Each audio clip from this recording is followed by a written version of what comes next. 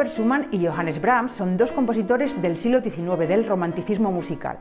Estos dos compositores se conocieron en el año 1853, cuando Johannes Brahms, que venía recomendado por el famosísimo violinista Joseph Joachim, tocó en la puerta de casa de los Schumann, que vivían en Düsseldorf, con la intención de que Robert Schumann, que era un compositor ya conocido, establecido, le escuchara tocar su música, a ver qué opinaba y le diera un impulso en su carrera profesional. En ese momento Brahms tenía 20 años y Robert Schumann tenía 43.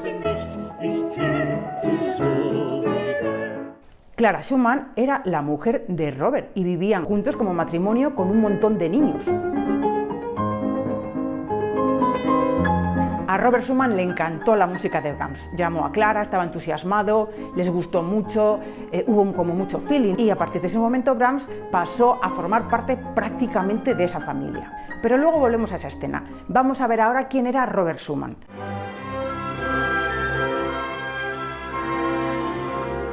Robert Schumann era un compositor cuya vida estuvo ligada a diversas ciudades de Alemania. Él quería en primer lugar ser pianista, así que comenzó a dar clase con el profesor Wieck y allí conoció a la hija de este profesor, a Clara. Se enamoraron. Clara era una mujer encantadora, muy joven, guapa, tocaba muy bien el piano y se enamoraron. Y el caso es que el padre de Clara pues no estaba a favor de esa relación, tuvieron un montón de problemas judiciales, personales, pero el amor pudo con todo y finalmente Clara y Robert se casaron. Clara fue muy buena influencia para Robert Schumann, porque le aportaba estabilidad, cariño, comprensión, todo. Pero pronto las cosas se torcieron un poco para Robert Schumann, porque él, como todos los pianistas y todas las personas, tenemos el dedo anular de la mano derecha un poco más débil, bueno, y el de la mano izquierda, pero el caso es que él quería compensar esa debilidad del dedo anular de la mano derecha tratando de alargar el tendón con una cuerda o con un aparato, y tanto lo forzó que finalmente le quedó inutilizado. Entonces tuvo que abandonar su carrera y su expectativa de ser un gran pianista y dedicarse a la composición. Sin embargo, su mujer Clara era reclamada en muchos sitios, tenía muchas giras, era muy buena pianista y esto a Robert a veces le producía cierta inseguridad.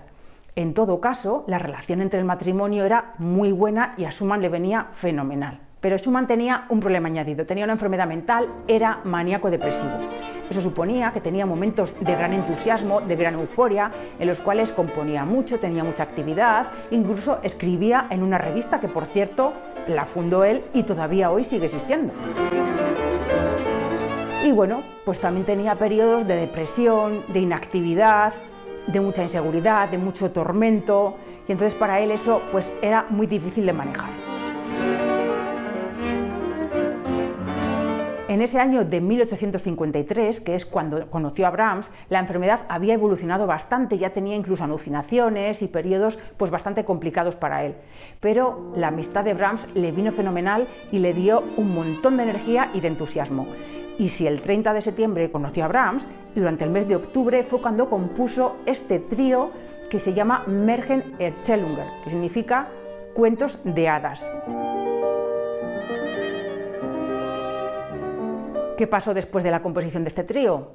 Pues que Schumann cada vez se sentía peor, la enfermedad avanzaba más, tenía alucinaciones auditivas, le perseguía un la que no le dejaba en paz, se le aparecían demonios, ángeles, el espíritu de Mendelssohn le dictaba música que él tenía que copiar, total que ya no aguantó más y a los 4 meses, en febrero, el 27 de febrero de 1854, se intentó suicidar, se tiró al Rin. Unos pescadores le rescataron y no murió, pero ya la enfermedad mental estaba muy avanzada y tuvieron que ingresarle en un manicomio, donde al cabo de 2 años y pico, pues murió, en 1856.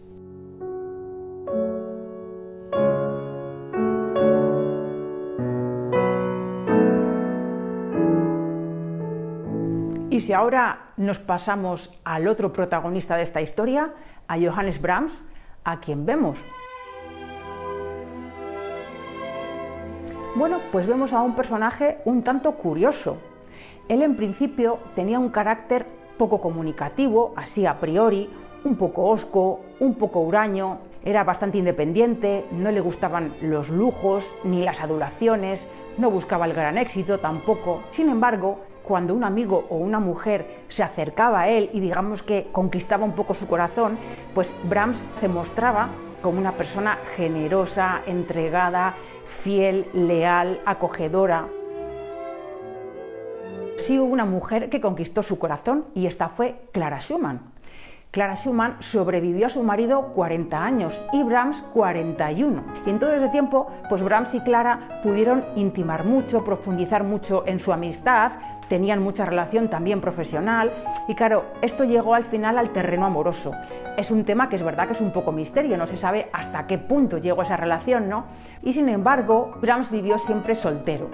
Le podemos imaginar, pues como le hemos visto en la típica foto, así gordote, andando solo tranquilamente, con su barba larga, un vestir un poco desaliñado, con poco gusto, pero bueno, eso le da un carácter muy particular a su personalidad.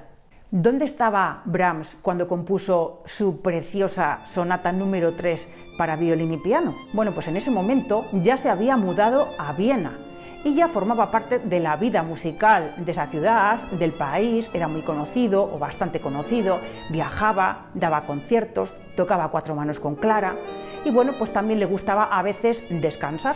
Entonces él tenía un remanso de paz a orillas del lago de Thun, en Suiza, donde se retiraba a veces en vacaciones. Y eso sucedió en 1886, que fue en ese verano cuando comenzó a componer su sonata para violín y piano número 3. Esta sonata tiene 4 movimientos, que son los típicos 4 movimientos cuyos tempos son el primero rápido, el segundo lento, el tercero rápido o moderado pero con carácter juguetón y el cuarto movimiento rápido de nuevo. Y es que en el fondo Brahms, aunque era un compositor romántico, era un romántico conservador. Él representaba esa línea de compositores a los que les gustaba honrar a los grandes músicos del pasado, como Bach, como Beethoven, y sin embargo, otra línea de compositores más modernos, como Wagner, Liszt o Berlioz, defendían una línea de composición un poco más arriesgada y, entre otras cosas, les gustaba componer música que siguiera un argumento literario. Por el contrario, Brahms defendía que la música no necesitaba del apoyo de ningún programa literario ni nada parecido para ser suficientemente expresiva. Y el caso es que estos dos bandos tuvieron sus pugnas, pero todo esto lo hablaremos en otro vídeo.